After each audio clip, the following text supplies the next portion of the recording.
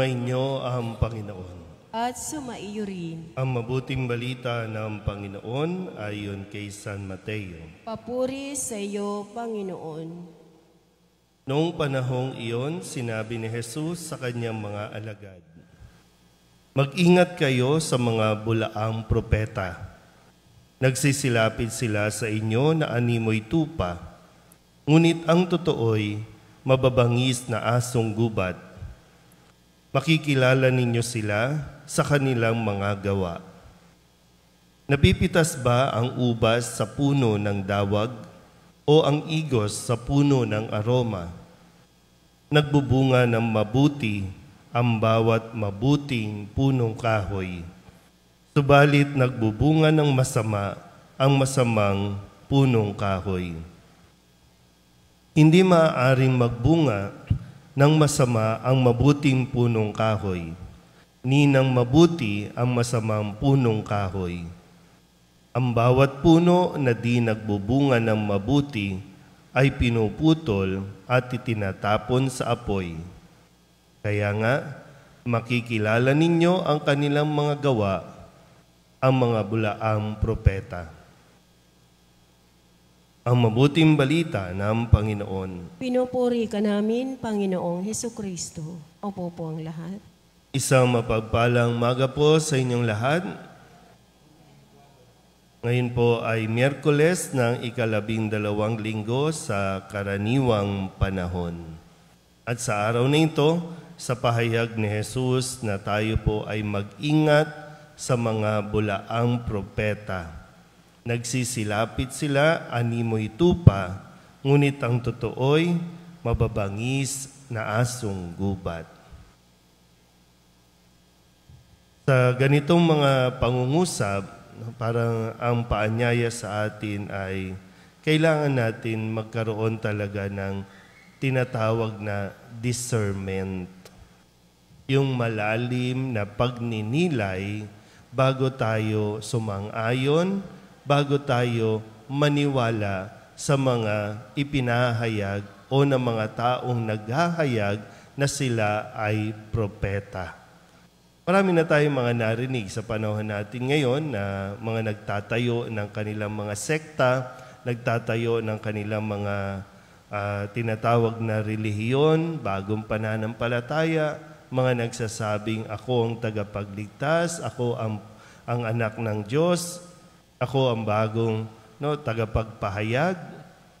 At magtataka ka rin dahil marami talaga ang naiimpluwensyahan. Marami ang umaanib, marami ang mga sumasali sa kanilang mga grupo o sa kanila po mga fellowship na tinatawag.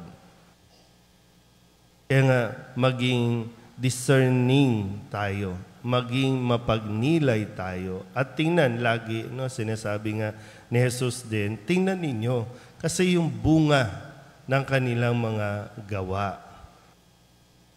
Sa ngayon, marami tayong mga nagkakaroon ng mga kaso, ng mga simbahan na tinatawag, na lumalabas pa rin talaga kung ano yung mga anomalya, kung ano yung mga nangyayari. Pero bakit nga ba, Hindi, sabi ko nga, hindi naman nagkukulang si Jesus ng paalala sa kung ano ang dapat nating ginagawa. Malaking pagkukulang sa atin lagi yung tinatawag ko nga kanina, yung discernment, yung pinagninilayan mo ng mabuti. Tinitingnan mo, sinusuri mo, at lalong-lalo na pinagdadasalan mo kung ano ba talaga yun nandito. Ito bang nagsasalita sa aking harapan? Ano ba talaga ang dahilan nito? Ano ba talaga ang motivation nito? Bakit siya tumutulong? Kahit yung pagtulong, kasi kahit yung sa panlabas, maganda yung kanyang ginagawa, kailangan natin pinagninilayan. Ano ang dahilan nito? Ano ang layunin nito? Hindi kasi talaga tayo, hindi tayo naglalaan ng oras o ng panahon para pagnilayan natin ng mabuti at nang malaman natin kung ano ang mabuti at kung ano ang masama. Sino talaga ang tunay na naghahangad ng kabutihan at sino yung magdadala sa atin pagdating ng araw sa kapahamakan. Kaya nga sa unang pagbasa, itong mga kwento sa unang aklat ng mga hari, matapos na kanilang mabasa yung kautusan ng Diyos, nakita nila yung mga maling ginawa noon. At ngayon gusto nilang subukan ulit na ayusin at itama. Sa atin kasi ngayon, pag may lumapit na tao na sasabihin gustong tumulong, pagbibigay ng pera para iboto, ngayon nakikita natin mga nagpapahayag na ng kanilang mga layunin para tumakbo sa 2025. Hindi pa nga nagagawa yung pangako nung nakalipas para ngayon. Yung ngayong 2024, hindi pa nga maibigay. Ito na naman tayo para sa 2025. Pero hindi talaga nag-iisip ang tao. O mga botante, hindi nag-iisip, hindi nagdarasal. Makikita naman natin na yung kanilang bunga. Pero hindi, parang ang laki ng pagkukulang talaga natin sa bahaging ito. Na tingnan mabuti, suriin mabuti. Dahil, di ba, ang katotohanan din naman, sino ba nagdadala sa atin sa kapahamakan? Dinadala ba tayo ng Diyos sa kapahamakan? Inilalayo tayo ng Diyos sa kapahamakan. Kaya lang, ang tao naman, lapit ng lapit sa kapahamakan kasi hindi nag-iisip. Kaya nga sa atin ngayon, kahit sa inyo po, sa ating mga pamilya, maganda rin masuri, anong klase ba yung naidudulot mong bunga?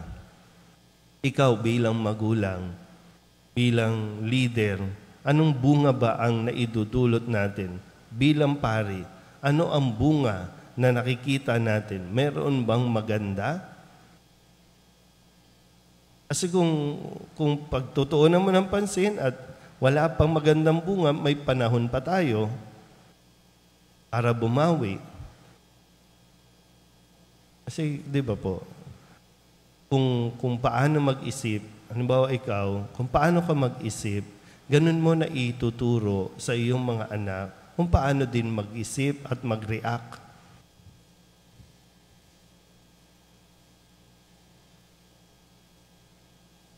Sabi ulit ni Jesus, mag-ingat tayo. Pero ang desisyon ay nasa atin pa rin. Pero paalala lang niya, mag-ingat tayo. Matuto tayong sumuri kung ano ba talaga at sino ang nagkukunwari, nagbabalat anyo.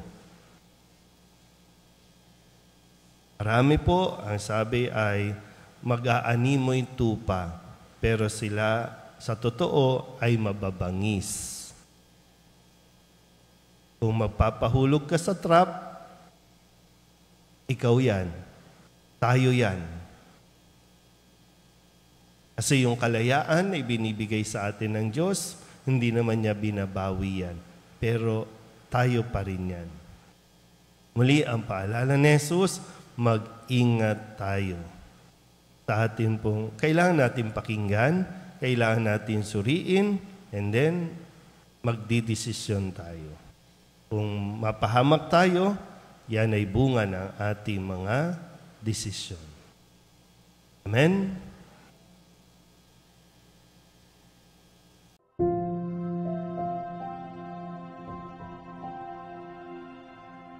Thank you.